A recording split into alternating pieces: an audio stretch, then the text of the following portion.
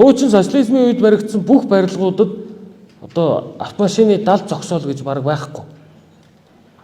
Өнөөдөр энэ хорооллуудын дунд, ялангуяа байшин хорооллуудын дунд амьдарч байгаа иргэд хүн зориулагдаагүй зөвхөн машин зориулагдсан хотод дунд амьдраад байна.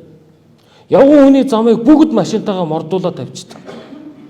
Гэрээсээ орцноосоо гарах гэж хувцас шороодон барин байж араа гэж нэг гарч явдаг ийм нөхцөл байдалтай байна. Тийм учраас нийслэл Улаанбаатар хотод энэ ирж байгаа жилүүдэд автомашины зогсоол гэдэг хөтөлбөрийг хэрэгжүүлье гэдэг ийм шийдвэр гарч байна.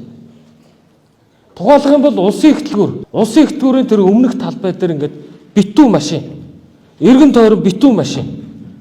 Ямар ч тийм одоо машин зогсох боломжгүй газар өмнөх цаг хугацаануудад баахан үйлчилгээний барилгын зөвшөөрлүүд өгсөн. Гаднаа 3 машины зогсоолтой дээшээгээ 20 давхар барилгууд хотоор нэг байна. Тэгэхээр энэ аж ахуй нэгжүүдтэй бид нар болон бусад аж ахуй нэгжүүдтэй орон сууцны хорооллын дунд болон үйлчилгээтэй одоо тэр барилгуудын үүдэн өмнө хойно энэ боломжтой талбайнуудыг дандаа далд гараж болгох ийм одоо том зорилт тавьж байна. Цаашид Улаанбаатар хотод хүмүүс гадуур явган одоо байрныхаа оршин сууж байгаа газрынхаа эргэн тойронд чөлөөтэй алхдаг, хүүхдээ салхилуулдаг ийм орчин нөхцөлийг бүрдүүлэхийн төлөө ийм том одоо соёлын хувьсгал шиг гараажны ийм хувьсгалын асуудал шийдэж хийхгүй л өнгөрсөн 20 гаруй жилийн их барилгачлалтын алдааны үр дүн нь автомашиныхаа гадна зогсох тооцоолгүйгээр баахан барилгын зөвшөөрлүүд өгсөн. Одоо орон сууцнд байгаа хүмүүсийг яаж тогтоо тухтай амьдардаг орчин нөхцөлийг бүрдүүлэх вэхээр нэгдүгээрт автомашинтай иргэдийн автомашины зогсоолын асуудлыг шийдэж гадна тогтчлт, ногоон байгууламж, цэцэрлэгжүүлэлтийн тухай ярина. Мобикомын зүүнтэлд энэ зогсоол багтдаггүй. Баруун эргээд бүгд нөгөө зогсоол руу орохгүй ойчрлоо хахаа зогсдог.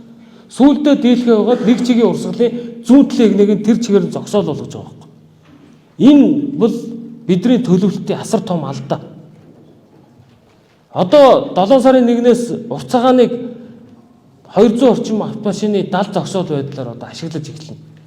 Ингээд энэ ашиглалтанд орсноос хойш Чингэлтэй дүүргийн засаг дарга тээврийн цагдаагийн одоо холбогдох албан тушаалтнууд тэр орчим нэг ч машиныг хашлага давуулж нэгдүгээр игнээ зогсоохгүй дандаа журамлаж цэгцлэх ажлууд байна. Өөрөөр хэлбэл машин унж байгаа хүмүүс өөрийнх нь сонголт. Машин унж байгаа бол та зогсоолгоо төлбөрийг төлж сур. Машин унж байгаа бол та хөдөлгөөний соёлтоор. Машин унж байгаа бол та Улаанбаатар хотын тавигдсан стандарт шаардлагыг хангасан тээврийн хэрэгслэлээр одоо хөдөлгөөнд оролцох ёстой гэдэг ийм үндсэн шаардлагуудыг тавьж бид нар цаашид ажиллана. 3-4-р хороолол худалдааны гудамж. Бүх боломжтой зогсоолууд дээр худалдаа үйлчилгээ эрхлэгчид нэрээ машинаа тавьчихдаг. Тэгээ өглөө ирсэн ороо буцна. Улаанбаатар хөгжлийн корпорац энийг яаралтай энэ бүх боломжтой юмнуудыг одоо юу болгоо? Тэр автомат ийм зогсоолууд болгоо. Машинтайгаа хүн очиж зогсонгууд дугуун төгжигчдэг. Тэгээ хөдлөлт нь буцаагаад нөгөө Токиогоор юм уу юмаа уншуулангууд нөгөө дугууныхын төгжээ мултардаг. Ийм юм руу хүүхдийн зуугийн гудамж, энэ 3-4-р хорооллын гудамж, бусад одоо тэр боломжит газруудаа дүүргийн засаг дарга нар энэ зогсоол хөтөлбөрийн хүрээнд хотод ерхий архитектор дээр ирүүлээ. Ингээ хотод өөрөө хүн машин уныг гэвэл зогсоолын төлбөр төлдөг энэ соёл руу хэдүүлээ нэвтрэхгүй болохгүй.